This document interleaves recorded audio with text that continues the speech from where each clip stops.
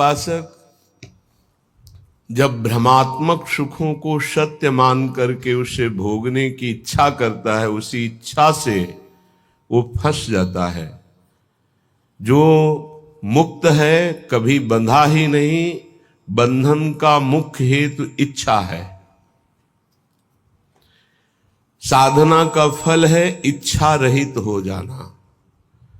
किसी भी तरह की कोई भी इच्छा नहीं। जिसके हृदय में ना सद इच्छा है ना असद इच्छा है, वो जीवन मुक्त महापुरुष है। जिसके हृदय में सद इच्छा है वो साधक है। जिसके हृदय में असद इच्छाएं हैं वही विषयी संसारी पुरुष है। यद्यपि संसारी पुरुष भी स्वरूप से मुक्त है, पर वो इच्छा रखने के कारण जन्म मरण के चक्र को स्वाभाविक प्राप्त होता है।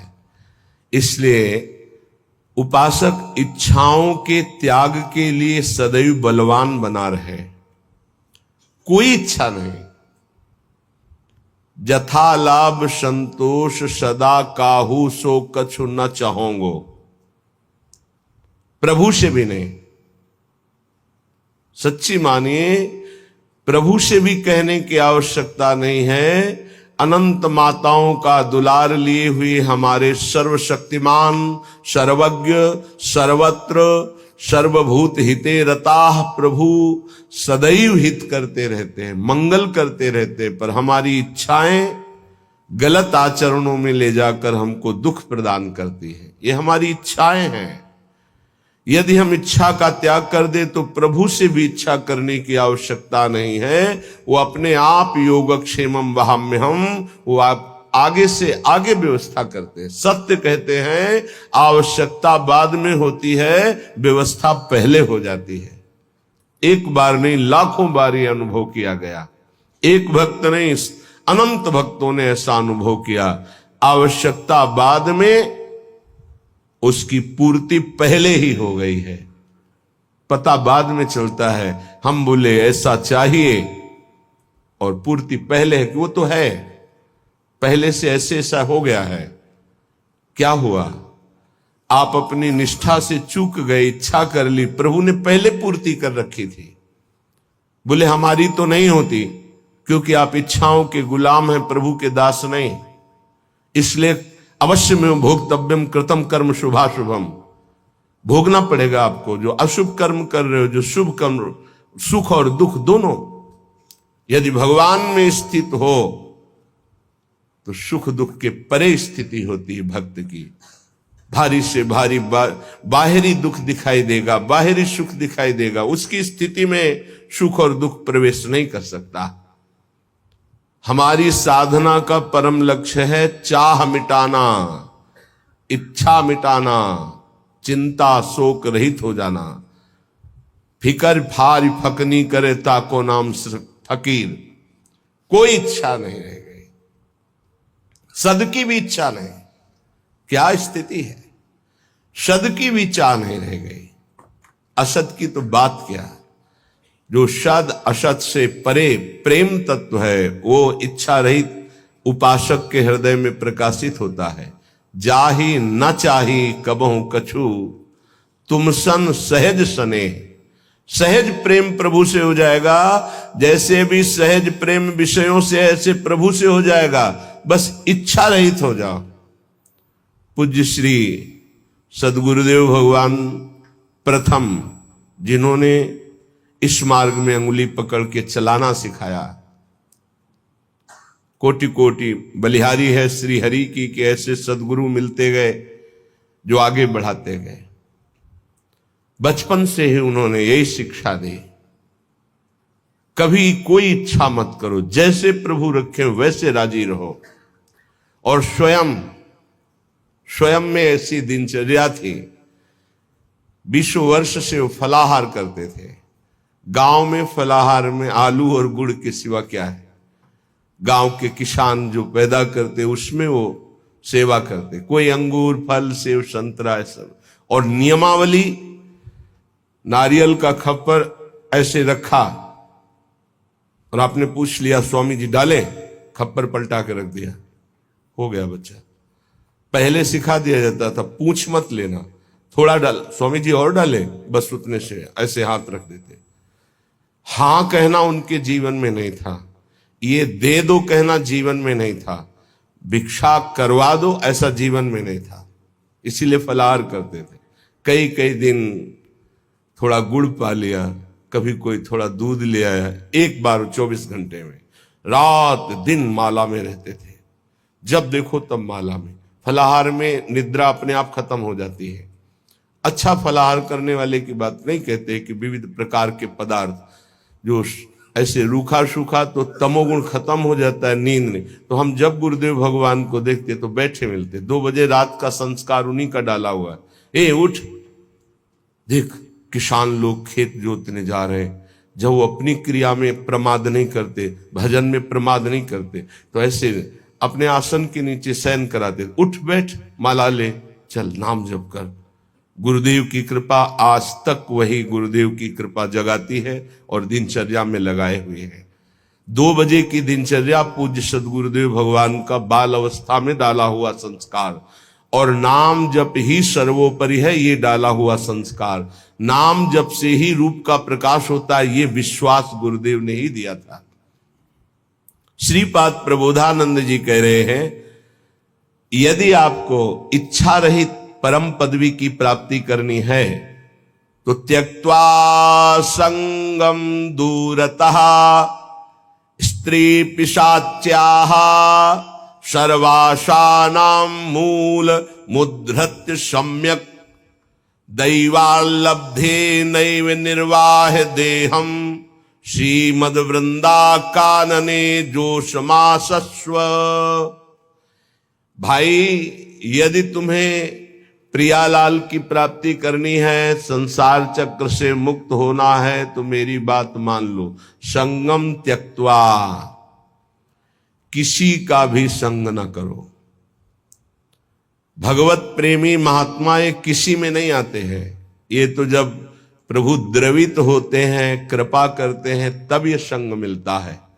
जब द्रवहि दीन दयालु राघो तो साधु संगति पाई। या कहें अन्य किसी का संग नहीं, या तो असंग और या भगवत व्रत धारण करने वाले महात्माओं का संग। ये बड़े बड़े महापुरुषों के आदेश हैं। एकस चरण रहस चित्त मनंती से युंजीत तद व्रतिसु साधुश्चेत प्रसंगा। या तो असंग और या तो जिनका चित्त परमात्मा में लगा हुआ है, ऐसे साधुओं का संग, अन्यथा नहीं। आगे कह रहे हैं, एक पिशाच है सबके हृदय में, काम पिशाच। यह ऐसा राक्षस है, कभी अघाने वाला नहीं। भगवान ने इसे महापापी कहा है। और ये महासनो, बहुत खाने वाला लेकिन कभी ना घाने वाला, अर्थात भोगते भोगते मर जाओ पर कभी तृप्त नहीं हो सकते। इसलिए ये जो पुरुष शरीर का आकर्षण विपरीत शरीरों के प्रति है, ये राक्षसी भाव है। गृहस्थी में धर्मयुक्त एक पत्नी व्रत या एक पति व्रत लेकर के इस पिशाच पर विजय प्राप्त की जाती है, और विरक्ति में पूर्णतया भगवान के आश्रित होकर, गुरु भगवान के आश्रित होकर इस विकार पर विजय प्राप्त की जाती है। साधन में बड़ी ऊंचाई तक ये काम भ्रष्ट कर देता है, इसे पिशाच कहा गया है। जैसे किसी ने पूछा था कि शास्त्रों में लिखा है नरकस्य नारी, लिखा हुआ है, तो क्या स्त्री नरक है? उसका अर्थ तुम कैसे जानोगे जब भजन नहीं करते? उसमें लिखा हुआ है कि जो तुम्हारी काम भावना स्त्री के प्रति गंदी है ना, तुम्हें नरक ले जाएगी। भगवान ने कहा है, त्रिविधम नरकस्येदम द्वारम नाशन मात्मनः कामः क्रोधा तथा लोभा तस्मादेव त्रयम् त्यजेत्। तुम उनमें मां भाव, देवी भाव ये नहीं कर सकते हो, तुम उनमें भोग्य भाव करोगे तो नरक पहुंचोगे। ये लिखा है नरकस्य नारी।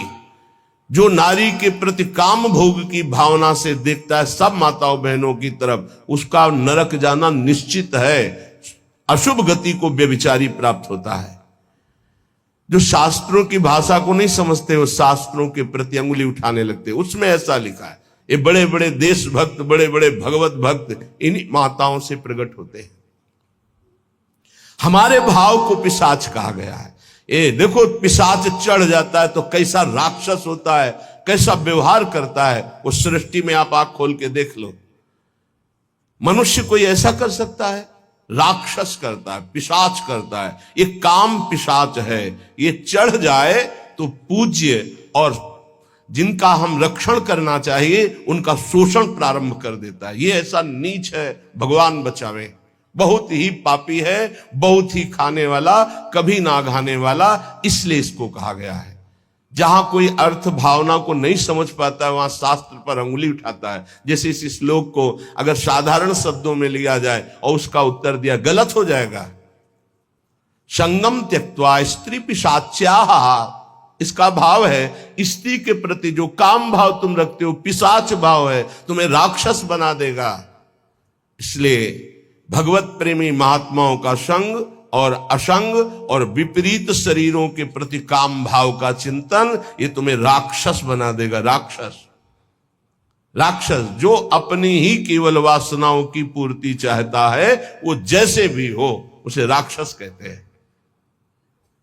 समस्त वासनाओं पर सम्यक प्रकार से विजय प्राप्त किए हुए महात्मा को भगवत साक्षात्कार होता है। जिसे एक बार भगवत साक्षात्कार हो जाता है, वो जिधर देखता है उधर वही दिखाई देते हैं। रूप छके घूमत रहे, तन को तनिक न भान, नारायण दीर्घ जल भाई यह प्रेम पहचान। ऐसा थोड़ी कि तुम बोल दो कि मैं डॉक्टर हूं तो डिग्री है तुम्हारे पास, चलो ऑपरेशन करके दिखाओ, सम्यक रूप से तब माना जाएगा। ऐसे ही तुम भगवत साक्षात्कार की हो तो काम क्रोध लोभ मोह मद मत्सर इनके विजेता होगे। मान अपमान निंदा स्तुति इनको समान समझने वाले होगे। तभी कह रहे सम्यक रूप से समस्त वासनाओं का मूलच्छेद करके जो दैव के द्वारा प्राप्त, प्रारब्ध के द्वारा प्राप्त शरीर पोषण को करते हुए, देह यात्रा का निर्वाह करते हुए रात दिन भजन करता है, उसके हृदय में प्रेम प्रकाशित होता है। फिर ध्यान दीजिए, संगम त्यक्त्वा, समस्त संगों का त्यागी कहां से होता है? भगवत प्रेमी महात्माओं के संग से। सर्व संगोपहो ही माम, संतों का संग सब संगों का त्याग करा देता है।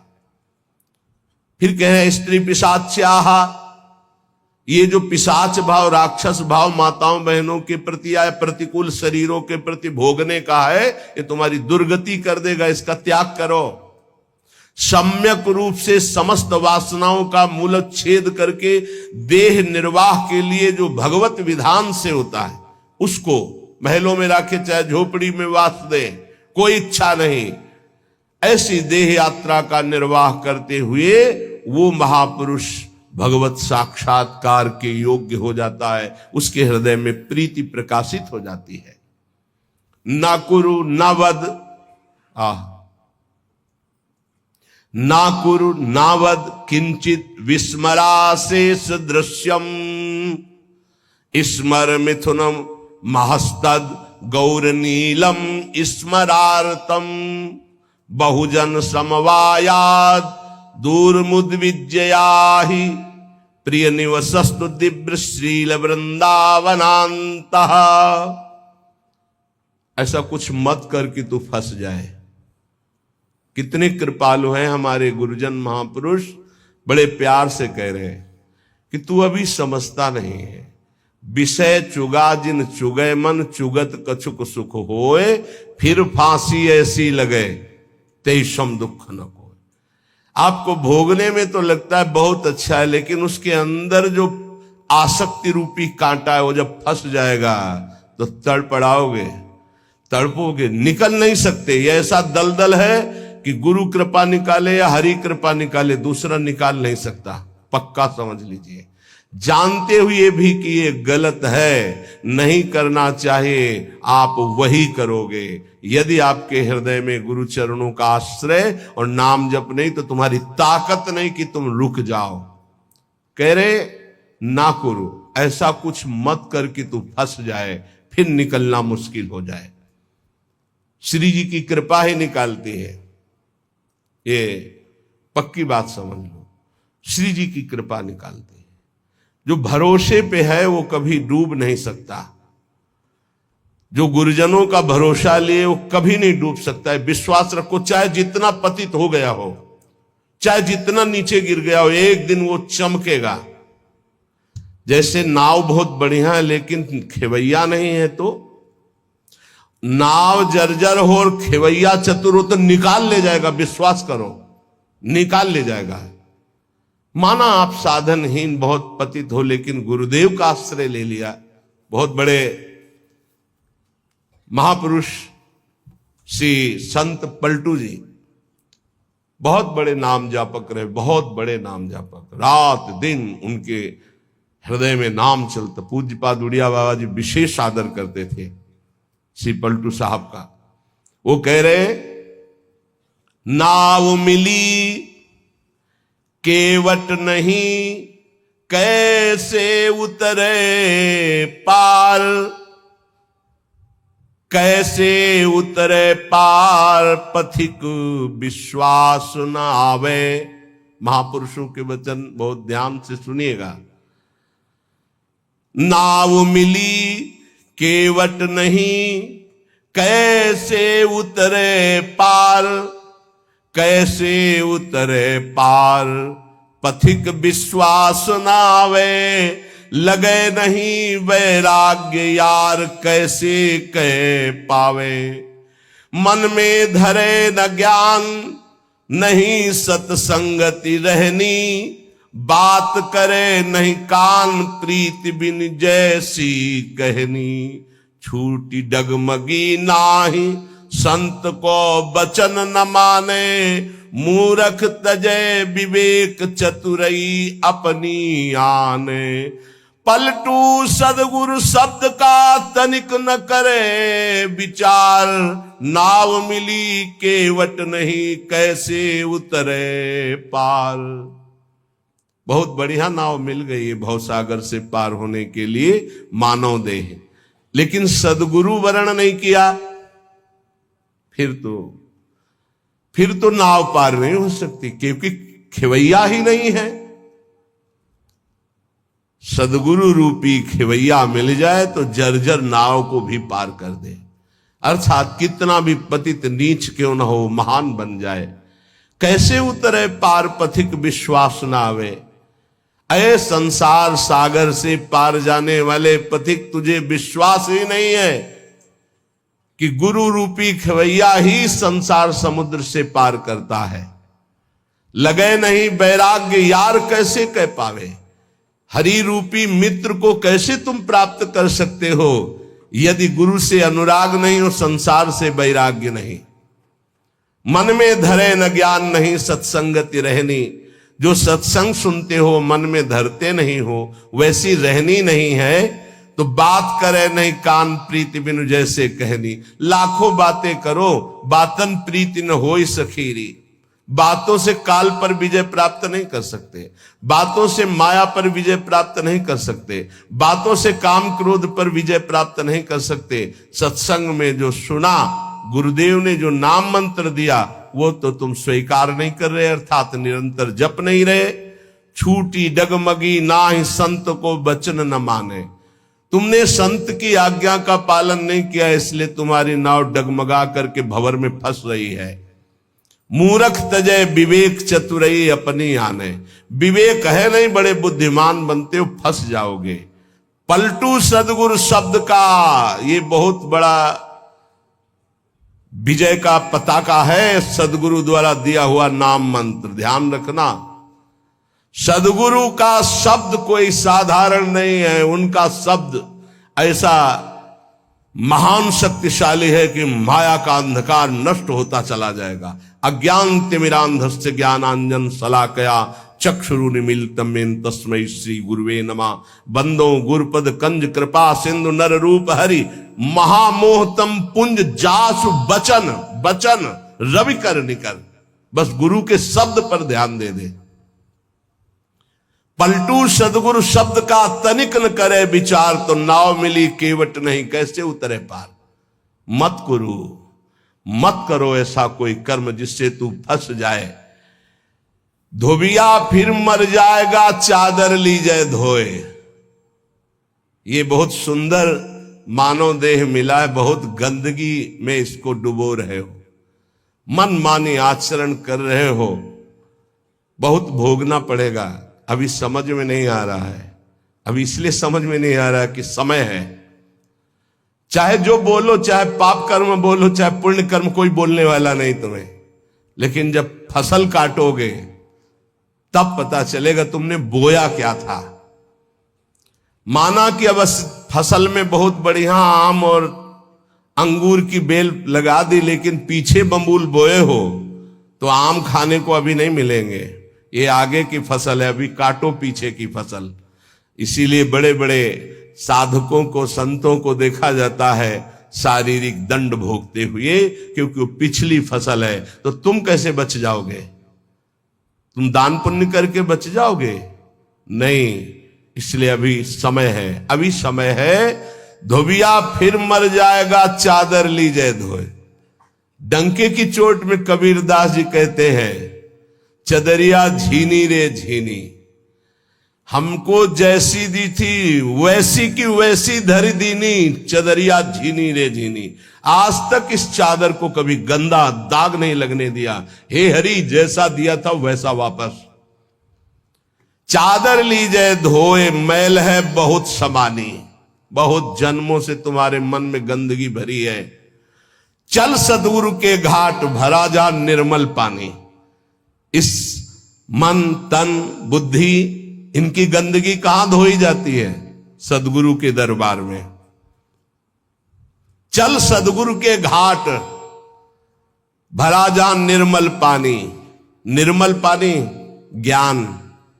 ऐसा नहीं करना चाहिए, ऐसा करो, ऐसा नहीं करना चाहिए। अगर आप बात मान गए तो पुराने पाप भस्म हो जाएंगे, नया पाप बनेगा नहीं, और जिससे शरीर की रचना होगी उसे भोग लो। नाम जप करते हुए ऐसी सामर्थ आ जाएगी। चादर भई पुरानी, दिनों दिन बार न की जाए। देर मत कर, पता नहीं कब मर जाएगा, कब शरीर छूट जाएगा, कोई भरोसा नहीं, कोई भरोसा नहीं। रोज फूल लेने आते थे हित धाम, 2-3 दिन जब नहीं आए तो बगीचा था ना फूलों का, तो माली से पूछा कि वो दिखाई नहीं देते। तो उनका तो पधार गए। अरे इतने स्वस्थ एकदम तेजस्वी कैसे पधार गए? बोले दिल फेल हो गया। वो आसन में बैठे थे, श्री जी का प्रसाद ला रहे थे, प्रसाद सामने पहुंच नहीं पाया और वो पहुंच गए, शरीर छूट गया। बहुत हृदय में कि अरे इतने स्वस्थ, इतनी कम अवस्था। चादर भई पुरानी, दिनों दिन बार न कीजिए, देर मत कीजिए, धो डालिए, पता नहीं कब छूट जाए शरीर। कैसे? सत्संगत में सौंद ज्ञान का साबुन दीजिए। छूटे कलमल दाग, नाम का कलप लगावे। चलिए चादर ओढ़, बहुर नहीं भव जल आवे। पलटू ऐसा कीजिए, मन नहीं मैला होए। धोबिया फिर मर जाएगा, चादर लीजिए धोए। क्या बात, क्या महापुरुषों की बात। सत्संग रूपी साबुन लगाकर मन के मैल को मिटा दो। जो सत्संग में सुन रहे हो, जो गुरुदेव ने नाम दिया है, वो तुम्हें निर्मल कर देगा जितना अधिक जपोगे। अगर नाम जप नहीं किया, सत्संग की बातें जीवन में नहीं उतारी, ये गंदगी छूटने वाली नहीं। कोई त्रिभुवन में ऐसा साबुन नहीं बना कि तुम्हारे मन को साफ कर सके। वो केवल गुरु प्रदत्त नाम और सत्संग। दीपक बारा नाम का महल भया उजियार। ये देखो, महल भया उजियार, नाम का तेज विराजा। शब्द किया प्रकाश, मानसर ऊपर छाजा। दसो दिशा भई शुद्ध, बुद्ध भई निर्मल साची। छूटी कुमति की गांठ, सुमति प्रगट होए नाची। होत 36 राग, दाग त्रिगुण का छूटा। पूरन प्रगटे, भाग कर्म का कलसा फूटा। पलटू अंधियारी मिटी, बाती दीन्ही टार। और दीपक बारा नाम का तो महल भया उजियार। हे अमृत है इन महापुरुषों का अनुभव। दीपक बारा नाम का महल भया उजियार। जिस समय राधा राधा राधा राधा राधा राधा, अज्ञान अंधकार नष्ट हो गया। गोस्वामी जी का अनुभव है, तुलसीदास जी महाराज का। राम नाम मणिदीप धरी, जीह दे हरिद्वार, तुलसी भीतर बाहरो जो चाहसु जियार। बाहर भी उन्नति और अंदर भी उन्नति, अंदर अध्यात्म के सद्गुण और बाहर नाना प्रकार की सुख सामग्रियां ये घेर लेगी जिस दिन तुम्हारी जिह्वा पे निरंतर नाम चलने लगेगा। महल भया उजियार, नाम का तेज विराजा। प्रकाश में क्या पड़ा हुआ है दिखाई देता है, अंधेरे में रस्सी का सांप नजर आता है, प्रकाश में समझ में आता है ये गंदी बात है, ये अच्छी बात है, इससे हमारी सदगति होगी, इससे दुर्गति होगी, नहीं करना हमको। ये नाम के प्रकाश में दिखाई देता है। जैसे नाम की महिमा सुनी और संसार में रत गलत आचरण करने वाले नौजवान भाई सुने तो आके वर्णन करते, मैंने ये त्याग दिया। क्यों? क्योंकि नाम का प्रकाश हुआ, बल मिला और समझे कि गलत है तो उसका त्याग कर दिया। महल भया उजियार, नाम का तेज विराजा, और शब्द किया प्रकाश, मानसर ऊपर छाजा। गुरुदेव ने जो शब्द दिया, जब उसका प्रकाश हुआ तो मन के ऊपर अब हमारा अधिकार हो गया, मानसर ऊपर छाजा। अभी तक हमको मन दबाए हुए था, जो चाहता था मन करता था, लेकिन जब से गुरुदेव ने नाम दिया, नाम का प्रकाश हुआ, अब मानसर ऊपर छाजा। अब मन के ऊपर आसन लगा के बैठे, जो हम चाहेंगे वही मन करेगा, जो मन चाहेगा वो हम नहीं करेंगे। ये स्थिति नाम के प्रभाव से मन को मार दिया, निर्विषय कर दिया। किसने? नाम जापक ने। दसों दिशा भई शुद्ध, बुद्ध भई निर्मल सांची। अब वो कहीं त्रिभुवन में जाए, भाव कुभाव अनख आलसहु, नाम जपत मंगल दिशि दसहु। दसों दिशाएं शुद्ध बुद्ध आनंद प्रदान करने वाली हो गई, क्योंकि जहां है वो नाम जप कर रहा है। छूटी कुमति की गांठ, सुमति प्रगट होए नाची। कुमति का नाश हो गया, सुमति का प्रकाश होकर हृदय में सुमति नृत्य कर रही। हो 36 राग, जो धर्म के 36 लक्षण हैं वो प्रकाशित हो जाते हैं उसके अंदर, भागवत में वर्णन है। और दाग त्रिगुण का छूटा, सतोगुण रजोगुण तमोगुण तीनों से ऊपर उठकर वो त्रिगुणातीत अवस्था को प्राप्त हो गया नाम जापक। पूरन प्रगटे भाग, कर्म का कलसा फूटा, समस्त कर्म संचित भस्म हो गए, क्रिमाण निष्फल हो गए, प्रारब्ध निष्प्रभावित हो गया। ये नाम जापक का। पलटू अंधियारी मिट्टी, बाती दीन ही टार, दीपक बारा। नाम का महल भया उजियार। सच्ची वाणी है, त्रिभुवन में नाम के समान कोई नहीं है। विश्वास कर लोगे पार हो जाओगे, भटकने की जरूरत नहीं। बस राधा राधा राधा, सब ज्ञान विज्ञान हृदय में प्रकाशित हो जाएगा। और डरना नहीं, कोई भी त्रिभुवन में नाम जापक को पराजय नहीं दिखा सकता, ये बात पक्की समझ लेना। कभी भी हरि का एक स्वभाव है, कोई उनको गाली दे दे, अपमान कर दे, उनकी निंदा कर दे, वो पिता के समान सह लेते हैं, क्षमा कर देते हैं। लेकिन उनके भक्त का अपमान कर दे तो राम रोष पावक सो जरई। जो अपमान भक्त कर करई, तुम चुप रहना, तुम मत बोलना। जो अपमान भक्त कर करई, राम रोष पावक सो जरई। पलटू साहब कह रहे, नाम जापक कभी डरना मत, कभी भय मत करना और कभी लड़ना मत। हरि अपनो अपमान सह, जन की सही न जाए। हरि का अपमान कर दोगे सह जाएंगे, कैसे भी, वो बड़े कृपालु हैं, अनंत माताओं का प्यार रखते हैं, चल उद्दंडता कर ले। हरि अपनो अपमान से जन की सही न जाए, जन की सही न जाए, दुर्वासा की क्या गति की नहीं। महान तपस्वी, दूब का रस पीने वाला, बलकल की लंगोटी लगाने वाला, उनको ये भ्रम हो गया कि चक्रवर्ती सम्राट रानियों के बीच में रहने वाला मेरे से बढ़कर भजनानंदी कैसे हो सकता है। जाकर के कृत्या प्रकट कर दी उनका, अम्बरीश जी को कष्ट देने के लिए दुर्वासा जी के द्वारा प्रकट की हुई कृत्या भगवान के निज पार्षद सुदर्शन जी ने भस्म कर दिया और त्रिभुवन में दौड़ाया दुर्वासा जी को। अंततो गत्वा अम्बरीश जी के पैरों में गिरना पड़ा महान तपस्वी भगवत स्वरूप दुर्वासा जी को। जन की सही न जाए दुर्वासा की क्या गति कीन्हा, और भुवन चतुर्दश फिरे सबे दुरियाए जो दीन्हा। सबसे पहले भाग कर गए भगवान शंकर की शरण में, क्योंकि भगवान शंकर के अंश से प्रकट हुए दुर्वासा जी है।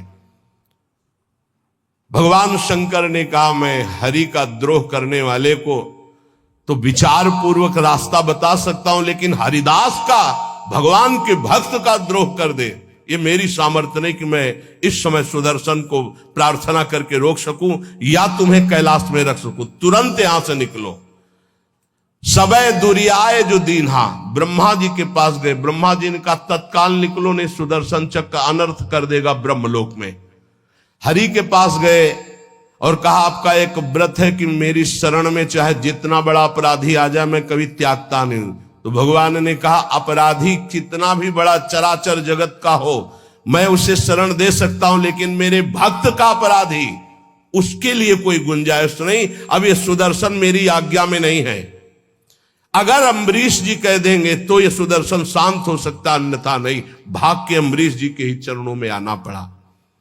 पाही पाई करी परे जबे हरि चरण न जाई, तब हरि दीनी जवाब मोर बस नाही गुसाई। मोर द्रोह करी बचे करो जन द्रोहक नासा, माफ करे अम्बरीश बचोगे तबई दुर्वासा। मेरा अपराध कर दे तो मैं क्षमा कर सकता हूं, भक्त का अपराध कर दे तो नहीं। इसलिए जाओ, अगर अम्बरीश जी क्षमा करें तो क्षमा हो सकती है। तो पलटू द्रोही संत कर तिन्हे सुदर्शन खाए, हरि अपनो अपमान से जन की सही न जाए। इसलिए निर्भय निश्चिंत होकर के निरंतर नाम जप करो। श्रीपाद प्रबोधानंद जी कह रहे मत करो, ऐसा कोई कर्म मत कर जिससे तेरी दुर्गति हो जाए। नावद, ऐसी कोई बात मत बोल जिससे तेरे को अपराध लग जाए। ये वाणी है अमोल, बहुत विचार पूर्वक बोलना चाहिए। विस्मराशेष दृश्यम, भगवत प्राप्ति का स्वरूप है कि संसार और शरीर की याद न रह जाए। क्या कर, स्मर मिथुन महस्तत् गौर नीलम स्मरार्थम। जिनका स्मरण करना परम मंगलमय है, ऐसे श्यामा श्याम गौर श्याम जोड़ी का स्मरण कर। संसार के संपूर्ण भोगों का विस्मरण हो जाए। कुछ मत बोल अपराध करने वाली बात, कुछ मत कर अपराध करने वाली क्रियाएं। सदैव गौर श्याम प्रिया प्रीतम का स्मरण कर। बहुजन समवायाद दूर मुद विजयाही, बहुत लोगों से मिलना छोड़ दे। साधक को जिसको भगवत प्राप्ति करनी हो, ये प्रपंच कभी ना पाले, ये प्रचार प्रसार के चक्कर में ना पड़े, प्रवचन के चक्कर में ना पड़े। हमारी प्रार्थना मान लेना, भगत के चक्कर में ना पड़े, पहले भगवान के चक्कर में पड़े। पहले भगवान के चक्कर में पड़कर माया चक्कर से मुक्त हो, फिर भगवान जो करवावे उनकी इच्छा की बात है। उपासक बिल्कुल सावधान रहे, तब तक मौन का आश्रय ले जब तक भगवत प्राप्ति न हो जाए। किसी के पास बैठने की बिल्कुल जरूरत नहीं है। चार उपासक बैठकर परस्पर बोधयंतः भगवत चर्चा कर लो, वो बात ठीक है, लेकिन दूसरे को उपदेश देने की गलती मत करना, नहीं तो फंस जाओगे।